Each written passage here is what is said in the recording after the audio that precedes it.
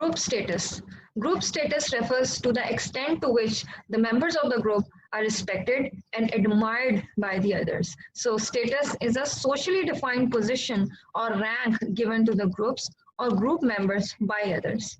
An important theory which we need to talk about is status characteristics theory. Now, status characteristics theory states that the difference in status characteristics create status hierarchies within the groups. So, differences in characteristics or status characteristics of individuals create status hierarchies, status levels, or status differences within the groups. So where does this status comes from? Status is derived from three sources. The power a person wields over others, person's ability to contribute towards the group goals, and individual's personal characteristics. So talking about person's power, if a person has power over the others, they are likely to control the group resources, the people in the group, and they are likely to control the outcomes of the group as well. Through this power, and thus these people who have the power are perceived to be of a higher status than the others.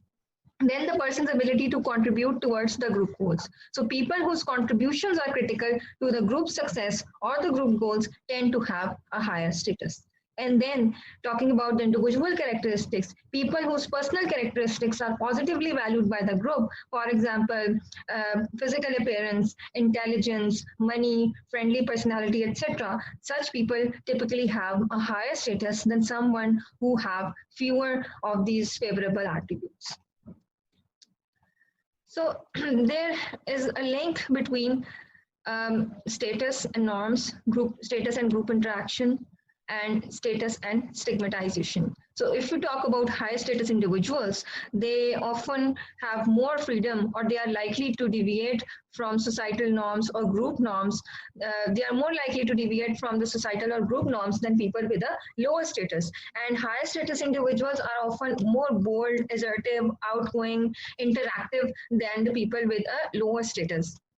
And status often leads to stigmatization as well. So status differences and status hierarchies are sometimes related to certain kinds of social stigmas or stereotypes, or certain kinds of opinions which are developed in the society that let's say high status individuals are not so responsible, or not so trustable. So such kinds of social stigmas are also associated with different kinds of societal statuses. Differences in status might lead to status inequity.